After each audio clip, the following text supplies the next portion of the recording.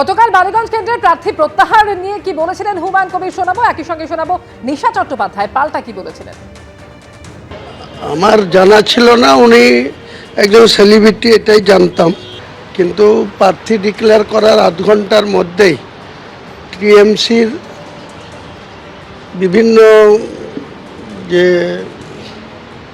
IT cell বা বিভিন্ন রকম অনলাইনে যেসব ফেসবুকে কিছু ছবি ভাইরাল হয়েছে, তাতে আমার মনে হয়েছে যে আমার শুরুটা এই ধরনের কোনো ব্যক্তিকে বিধানসভার মতো পবিত্র জায়গায় পাঠানোর জন্য বা আইন প্রণয়নকারী সদস্য হিসাবে পাঠানোর জন্য মানুষ আমাকে ভুল বুঝতে পারে।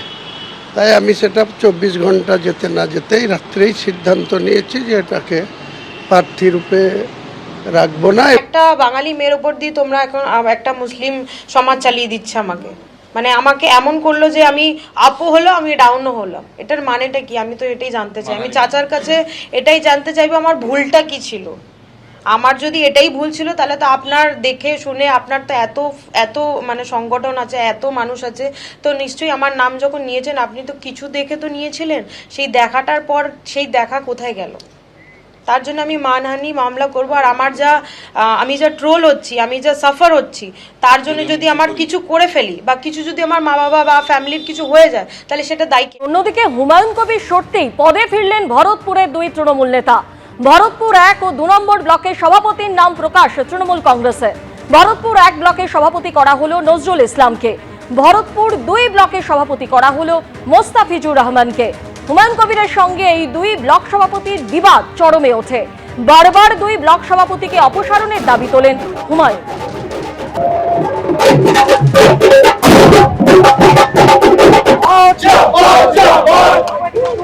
দল আমার উপর ভরসা রেখেছে আগামী দিন তৃণমূল দলটা যাতে আরো শক্তিশালী ভরতপুর ব্লকে আমরা করতে পারি এবং 2026-এর যে বিধানসভা নির্বাচন, সেই নির্বাচনের দল যাকেই প্রার্থী করবে তাকে আমরা যাতে জিতিয়ে আনতে পারি, সেটাই আমাদের এখন একমাত্র লক্ষ্য। এবং আমি আরো ভরতপুরের মানুষের কাছে আবেদন জানাবো, যারা এখনো পর্যন্ত তৃণমূল থেকে মুখ ফিরে আছে, সেই সমস্ত মানুষকে আমরা সঙ্গে নিয়ে আগামী 2026-এর যে ভোটের বৈতরণী আমরা পাঠাবো। ভরতপুরে তার কোনো ইফেক্ট আগামী বিগত দিনেও পড়েনি এবং আগামী দিনও পড়বে না।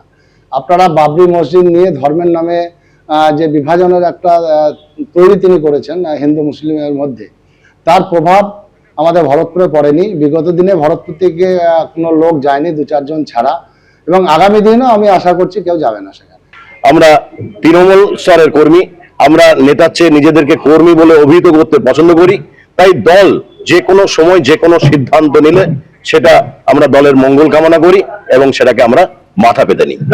মমতা বন্দ্যোপাধ্যায়ের দলে, মমতা বন্দ্যোপাধ্যায়ের নীতি আদর্শে এবং সেই সঙ্গে সঙ্গে আমাদের যুবরাজ সবুজ সেনাপতি অভিষেক বন্দ্যোপাধ্যায়ের যে নীতি আদর্শ মেনে আমরা চলি, তো এই নেতা এবং নেত্রীর ছত্রছায়ায় নেতার চেয়ে কর্মী পদে থাকলেও আমার মনে হয় তাতে অনেক আত্মসন্তুষ্টি আছে অন্য কোনো বিক্ষিপ্ত দলের নেতা হওয়ার চেয়ে। চন্দননগরের সভা থেকে বিজেপি নেতা মিঠুন চক্রবর্তী আজ বলেন, সিপিএম এর মধ্যে কেউ হিন্দু থাকেন, যদি হিন্দুত্বকে বিশ্বাস করেন আপনারা আসুন, কংগ্রেসও আসুক। তৃণমূলের মধ্যে যদি বিভেদ থাকে হিন্দুদের, তারাও আসুন। আহ্বান মিঠুন চক্রবর্তী। তিনি আরো বলেছেন, একসঙ্গে ভোট করে এই সরকারকে তাড়াবো। সকলকে জানাই ধন্যবাদ। অন্যদিকে তিনি আরো বলেন, এইবার তৃণমূল সরকারের পতন নিশ্চিত। আক্রমণ মিঠুন চক্রবর্তী। আরো একবার শোনাবো মিঠুন চক্রবর্তী কি বললেন।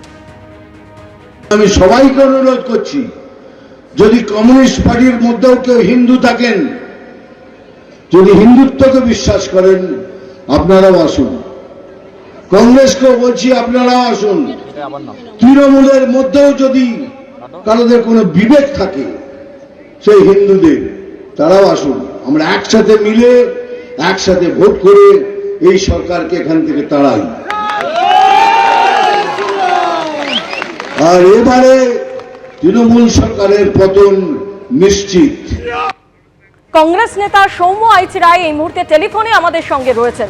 সৌম্যবাবু, মিঠুন চক্রবর্তীর বক্তব্য আপনারা শুনলেন, যেখানে তিনি সিপিএম কংগ্রেস সবাইকে আহ্বান করছেন একসঙ্গে ভোট করে, বলছেন এই সরকারকে তারা তাড়াবেন।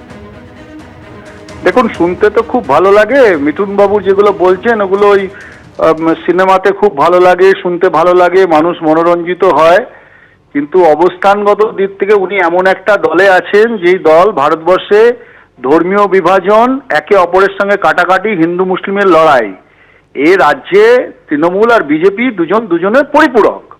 ফলে মিঠুন চক্রবর্তীর হয়তো এসব ইতিহাস জানা নেই। উনি আমাদের আহ্বান করছেন, আমরা বলবো আপনারা তৃণমূলকে আহ্বান করুন বা তৃণমূলের লোকজন আপনাদের আহ্বান করবে, আপনাদের সাথে ওদের ন্যাচারাল অ্যালাই, যেটা মমতা ব্যানার্জি বলেছে, যতদিন এই রাজ্যে ঘাসফুল থাকবে ততদিন আপনারা সুন্দর সহাবস্থানে থাকতে পারবেন। ফলে আরএসএস এর দুটো দল, একটা তৃণমূল আর বিজেপি, সংসারের মধ্যে একটু মাঝে মধ্যে ঝগড়াঝাটি হয়, তো এখন লড়াই হবে, আবার মিটে যাবে। দাদা আর দিদি থাকলে সুবিধাই হবে। ফলে কংগ্রেস বা বামেদেরকে আপনাদের ডাকার প্রয়োজন পড়বে না, তারা নিজ বলে বলিয়ান। এবং সারা ভারতবর্ষের লড়াইয়ে যেমন দিল্লিতে বিজেপি এবং এই দেশে যেমন বিজেপি বিপজ্জনক ধর্মীয় মেরুকরণে, এই রাজ্যের তৃণমূল কংগ্রেস খুন লুট পাটে বিপজ্জনক। ফলে দুটো দলের থেকে সমদূরত্বের লড়াই এবং সংগ্রাম এই রাজ্যে চলবে। আইদিকে সংখ্যালঘু ভোট নিয়ে যেমন ইঙ্গিতপূর্ণ মন্তব্য করেছেন শুভেন্দু অধিকারী, তিনি আরো বলছেন যে হিন্দু মন্দির বানাবে, মুসলমানরা মসজিদ বানাবে, বাবরের নাম লিখবেন কেন? গঙ্গাসাগরের সভা থেকে এভাবেই আক্রমণ করেছেন শুভেন্দু অধিকারী। হুমায়ুন কবির বাবরের নামে ধর্মীয় প্রতিষ্ঠানের শিলান্যাস করছেন, বাধা দেননি মমতা বন্দ্যোপাধ্যায়, পুলিশ পাহারা দিচ্ছে। বিজেপি ক্ষমতা এলে বাবরের নাম লিখতে দেব না, বিজেপি ক্ষমতা এলে বাবর, আকবর, হুমায়ুন, শাহজাহান, ঔরঙ্গজেবের নাম লিখতে দেওয়া হবে না, এমনই হুঙ্কার দিয়েছেন বিরোধী দলনেতা শুভেন্দু অধিকারী।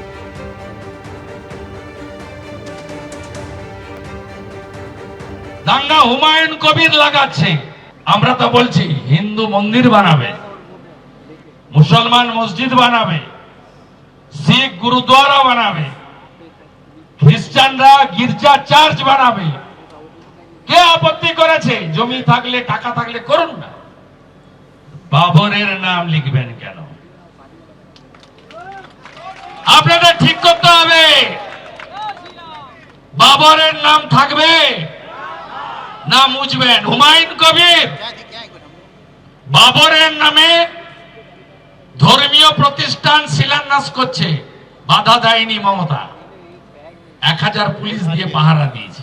বিজেপি যদি আসে, যদি আপনারা আনেন, বাবরের নাম লিখতে দেব না। শুধু বাবর নয়, আকবরের নাম লেখা হবে না, হুমায়ুনের নাম লেখা হবে না, শাহজাহানের নাম লেখা হবে না, ঔরঙ্গজেবের নাম লেখা হবে না, আর বাবরের নাম নিশান মুছে দেওয়া হবে। বদলা চান তো? বদলা তখনই হবে বদল যদি হয়। তৃণমূলকেও আজ তীব্র আক্রমণ শানিয়েছেন শুভেন্দু অধিকারী। তিনি বলছেন মমতা বন্দ্যোপাধ্যায়ের সঙ্গে মানুষ নেই, ভারত সরকারের উন্নয়নের কাজ পায় না মানুষ, চুরি জোচ্চুরি ছাড়া কিছু হয়নি, এভাবেই আক্রমণ করেছেন তিনি। উনি জানেন উনার সঙ্গে মানুষ নেই, কোন মানুষ নেই। কেন নেই? কেন্দ্রের এবং আপনাদের যে অধিকার, ভারত সরকারের উন্নয়নের কাজ আপনারা পাননি। চুরি জোচ্চুরি দুর্নীতি ছাড়া অন্য কিছু করেনি। আমফানের ঝড়ের পরে নরেন্দ্র মোদীজি এসেছিলেন বসিরহাটে, সুন্দরবন হেলিকপ্টার করে ঘুরে দেখেছিলেন। মোট 3750 কোটি টাকা দিয়েছেন, সব টাকা দিয়ে গেছিলেন। পেয়েছেন কেউ? কেউ পাননি। 4 মাস পরে বিজেপিকে আনবেন, মে মাসে 100 দিনের কাজ চালু হবে। যে যা বকেয়া আছে আমরা দেব, সুদ সহ দেব। আর ভুয়া টাকা, চুরি করা টাকা যত পঞ্চায়েত নির্মাণ সহায়কের বাড়িতে আছে, গর্ত খুলে বের করবো টাকা। মোদিজি স্লোগান, না খাউঙ্গা না খানে দুঙ্গা।